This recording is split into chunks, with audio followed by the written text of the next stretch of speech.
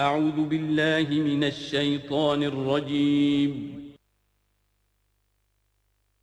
بسم اللہ الرحمن الرحیم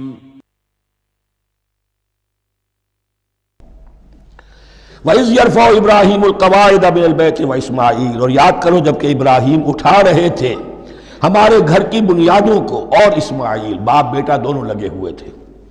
یہاں لفظ جو قواعد آیا ہے اس کو نوٹ کیجئے، قواعد قاعدے کی جمع ہے اور یہ بنیادوں کو کہا جاتا ہے، اور اس میں اشارہ ہے حضرت ابراہیم اصل معمار اور بانی نہیں ہے کعبے کے، کعبہ بنایا ہے حضرت آدم نے۔ ان اول بیت وضع للناس للذی بمکہ، پہلا گھر۔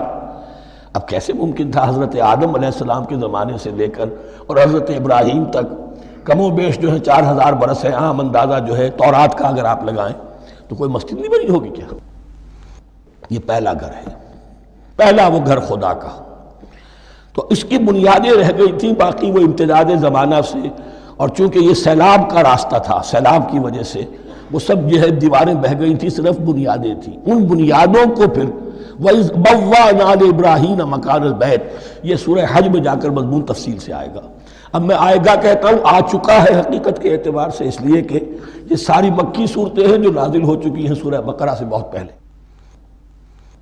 تو جب وہ ان بنیادوں کو اٹھا رہے تھے تو دعائیں مانگ رہے تھے، ربنا تقبل منا انک انت السمیع العلیم، اے رب ہماری اس کوشش کو، ہماری اس مشقت کو، محنت کو قبول فرما۔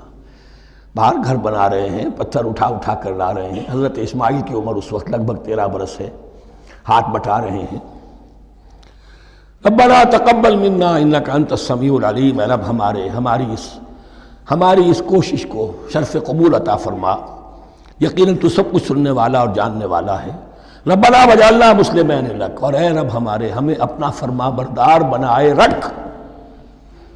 نوٹ کیجئے، ابراہیم کہہ رہے ہیں، تو میں اور آپ اگر مطمئن ہو جائیں کہ میری موت لازماً حق پر ہوگی تو بہت بڑا دھوکہ ہے۔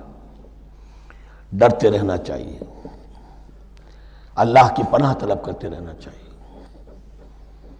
ربنا وجعلنا مسلمین لک، اے اللہ ہم دونوں کو اپنا فرما بردار بنائے رکھ، ومن ذریتنا امۃ مسلمۃ لک، اور ہم دونوں کی نسل میں سے اٹھائیو برپا کی جو ایک امت جو تیری فرما بردار امت ہو۔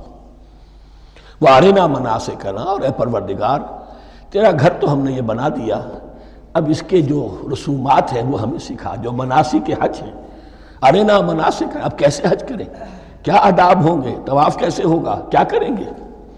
وتب علینا، اور ہم پر اپنی شفقت کی نظر فرما۔ انک انت التواب الرحیم، یقیناً تو ہی ہے بہت ہی زیادہ توبہ کا قبول فرمانے والا اور شفقت کے ساتھ رجوع کرنے والا اور رحم فرمانے والا۔ ربنا وبعث فیہم رسولا منہم، اور اے ہمارے پروردگار ہماری اس نسل میں، اب چونکہ ہماری نسل مراد ہے بنی اسماعیل، بنی اسرائیل اسماعیل کی نسل میں سے تو نہیں ہے نا، یہاں دونوں کی نسل سے مراد ہے تو وہ بنی اسماعیل۔ ہماری اس نسل میں اٹھائی ہو ایک رسول انہی میں سے، باہر کا نہ ہو، کوئی مغایرت کا، اجنبیت کا پردہ حائل نہ ہو۔ وہ کیا کرے، یتلو علیہم آیاتک، تیری آیات ان کو پڑھ کر سنائے، وَيُعَلِّمُهُمُ الْكِتَابَ وَالْحِکْمَةَ، اور صرف سنائے نہیں، تعلیم دے انہیں کتاب اور حکمت کی۔